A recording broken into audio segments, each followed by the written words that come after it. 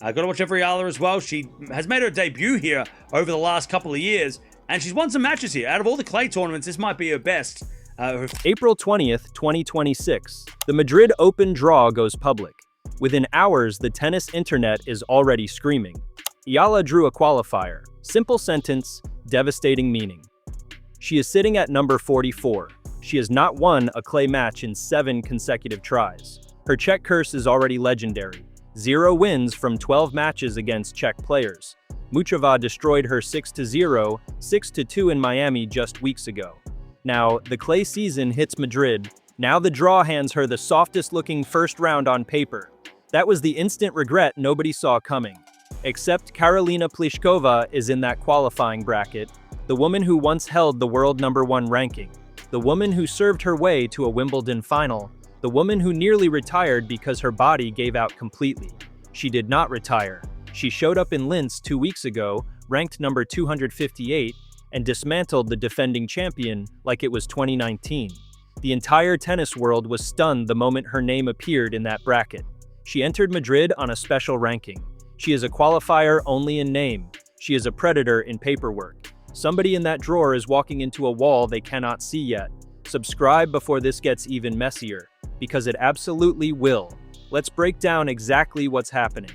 The draw sheet was still fresh, the qualifying bracket had just gone live, and buried inside it, almost invisible to anyone not paying close attention, was a name that changed everything about how this Madrid Open first round needed to be read. Karolína Plíšková. Special ranking entry. Former world #1. The same player who stood on the Wimbledon Center court grass in 2021, 2 sets away from a Grand Slam title, serving bombs that Ashley Barty could barely read. That Pliskova, the one everyone quietly assumed was finished. She was not finished, not even close. To understand why this draw broke the internet, you have to understand what Pliskova has been through since that Wimbledon final. Because the 5 years between that silver plate moment and this Madrid qualifying bracket tell a story that most tennis fans either forgot or never fully knew. After 2021, the injuries started stacking. Back problems, arm problems, ankle problems. Every time she looked ready to push back into relevance, something else gave way. Her ranking, which once sat at the very top of the WTA computer, began sliding. Slowly at first, then faster. Then it fell off a cliff entirely. By 2024, she was ranked number 41 in the world and still fighting to stay relevant. She won the WTA 250 title in Cluj-Napoca, Romania that year. It was her first title in years and it felt like a genuine resurrection. She stormed into the Qatar Open semifinals riding that momentum. Then her back gave out again. She withdrew before facing Iga Swiatek. The comeback stalled, the rankings slid further. Then came the US Open 2024. She won her first round match against Mayar Sharif in 3 tough sets. She walked out for her second round match against Jasmine Paolini, played a few points, and retired. Her foot had given up completely. That was it. Season over. A career question mark hangs over everything. She spent the better part of a year away from professional tennis entirely. Ankle surgery, rehabilitation, silence. The WTA Tour kept moving without her. New names broke through, the rankings were completely reshuffled, and Pliskova sat somewhere in Europe, Caldas da Rainha, Portugal, as a wild card. She won her first match there. Small victory, enormous signal. The serve still worked, the forehand still had teeth. Her body was holding together. She then traveled to Asia for more matches. She was not ranked anywhere meaningful. She was just playing, testing, rebuilding. Then 2026 arrived. She entered the Upper Austria Ladies Linz Open in April. Ranked number 258 in the world, no expectations, no pressure. She walked onto the court against Ekaterina Alexandrova, the defending champion, seeded second in the tournament, ranked number 13 in the world. Pliskova won 6-1, 6-3. She broke Alexandrova 8 times. She went on an 8-game winning streak to open the match. She reached her first WTA quarterfinal since June 2024. She gained 63 ranking spots in live rankings from that single run. That is the woman who entered the Madrid Open qualifying bracket on a special ranking. That is the so-called qualifier waiting inside Yala's section of the draw. Now let's talk about Yala, because her side of this story carries equal weight, and the contrast between where these two players currently stand makes this matchup genuinely fascinating from every angle. Alexandra Eala turned 20 years old this year. She is Filipino. She grew up training at the Rafa Nadal Academy in Mallorca, Spain, which makes Madrid essentially a home tournament for her geographically. She has been one of the most talked about young players on the WTA Tour since her 2025 breakout season, when she reached the Miami Open semifinals as a wildcard, beating world number 5 Madison Keys and world number 2 Iga Swiatek back-to-back. That run made her the first Filipino player ever to reach a WTA 1000 semifinal and the first to break into the WTA Top 100. The entire country celebrated. The story was everywhere. She entered 2026 with serious momentum and serious expectations. She reached the 4th round of the Dubai Tennis Championships. She reached the 4th round at Indian Wells. She reached the round of 16 at the Miami Open before Karolína Plíšková dismantled her completely 6-0, 6-2 in one of the most one-sided matches of Eala's career. That result dropped her from a career high of number 29 down toward the mid-40s. The ranking points she earned from her 2025 Miami semifinal run expired without being matched. Then clay season started. It went badly immediately. At the Linz Open, she lost in the second round to Yelena Ostapenko. At the Stuttgart Porsche Tennis Grand Prix, she lost in the first round to Leylah Fernandez, 1-6, 4-6. 2 tournaments, 2 early exits, 0 clay wins in 2026. Zoom out further and the clay picture gets darker. Yala has won just 3 of her 10 matches on clay, dating back through 2024.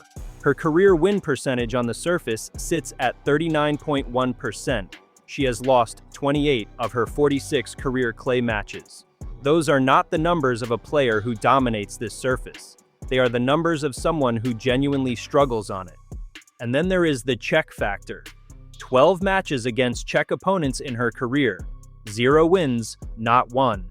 The losses keep coming in different forms, from different players in different tournaments, but the result never changes. Muchova beat her twice. Noskova beat her at Indian Wells in the round of 16 this year. Teresa Valentova, a qualifier, beat her in the round of 64 at a tournament in February. The curse is not a coincidence at this point. It is a documented pattern that every serious tennis analyst watching Eala has noted, and the player herself cannot have failed to notice. So when Pliskova's name appeared in the qualifying bracket for Madrid, the implication was immediate and obvious to anyone tracking both players. This was not a soft draw. This was a potential nightmare disguised as an opportunity. The WTA protected ranking system, for those unfamiliar with how it works, allows players who miss significant time due to injury or pregnancy to use the ranking they held at the time of their absence to enter tournaments. Pliskova qualifies because her ankle surgery kept her away from the tour for well over a year. The system allows up to 8 tournament entries, or 12 if the absence exceeded a year. She is using that protection to compete in Madrid. Her actual current ranking of approximately number 197 would not have gotten her into the main draw. The special ranking did, but it placed her in qualifying, not directly into the bracket. This means she has to win 2 qualifying matches just to reach the main draw. If she does, she becomes the qualifier that Eala faces in the first round. The draw has already established that the winner of Pliskova's qualifying section faces Eala. The path is mapped. The collision is entirely possible. It just requires Pliskova to do what she already showed in Linz she is entirely capable of doing: walk onto a WTA court ranked far below her actual level and beat someone who looks better on paper. The stakes for Eala extend beyond just this single match. She is carrying 270 ranking points from her 2025 Madrid campaign into this tournament. If she exits early, again those points expire and her ranking drops further. She came into 2026 as a genuine top 30 threat. Right now she is at number 44 and sliding. Madrid is not just an opportunity, it is a defense mission. She needs results here to stop the bleeding. A loss to a qualifier in the first round of a WTA 1000 event would be damaging in terms of points. A loss to Plíšková specifically, a former world number 1 making her comeback, would carry an entirely different weight in terms of narrative. The Czech curse would extend to 0-13. The clay struggles would continue into a third straight tournament. The questions about whether Yala is built for this surface would get significantly louder. None of this means Yala loses. She is ranked number 44 in the world right now. She is a genuine top 50 player with wins over multiple top 10 opponents in the last 18 months. She has power, lefty spin, and the kind of fearlessness that got her through Miami 2025. The Rafa Nadal Academy background means clay is not completely foreign to her technically, even if her results on the surface do not reflect that yet. But Pliskova at this level of motivation is a different problem. She is 34 years old. She spent a year wondering if her career was finished. She is back in qualifying at a WTA 1000 event, ranked number 197, using a protected ranking, fighting just to reach a first round. There is nothing casual about her presence here. Every match she plays right now is a statement. Every win is proof to her that the comeback is real. Players in that psychological space are genuinely dangerous. They have no fear of losing because they have already survived something far worse than a tennis match loss. Her serve remains one of the most destructive weapons in women's tennis when it is working. Her forehand can end points from anywhere on the court. On clay in Madrid, where the ball bounces high and slow, her flat, aggressive ball striking can actually be disrupted by heavy topspin. But against a player who has struggled on clay as consistently as Yala has, Pliskova's sheer power and experience could be more than enough. The broader Madrid draw context adds another layer to all of this. The tournament field this year is genuinely stacked. World No. 1 Aryna Sabalenka is making her 2026 clay season debut here after skipping Stuttgart. Elena Rybakina just won Stuttgart and arrives as one of the hottest players on tour. Iga Swiatek is playing her first WTA 1000 event since hiring new coach Francisco Roig.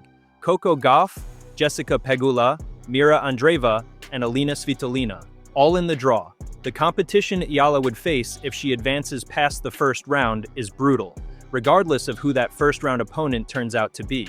But none of those names is what the draw conversation has been about today. The conversation has been about a 34-year-old Czech woman with a surgically repaired ankle and a special ranking entering qualifying and potentially becoming the most dangerous first-round opponent any unseeded player could have drawn in Madrid this week. The qualifying matches begin today, April 21st. By Wednesday or Thursday, Yala steps onto the Kaja Magica clay for her first-round match. Whether Pliskova is standing on the other side of the net depends entirely on what happens in the next 48 hours. But the possibility alone, a former world No. 1, rebuilt and remotivated, waiting inside what looked like a routine first-round slot, is exactly the kind of story this sport produces when the draw computer decides to be ruthless. The wall is there, the draw confirmed it. Yala just cannot see exactly how tall it is yet. If you made it this far and you are not subscribed yet, hit that button right now. Drop your prediction in the comments. Does Pliskova make it through qualifying? And if she does, what happens when she stands across the net from Yala on the Madrid clay?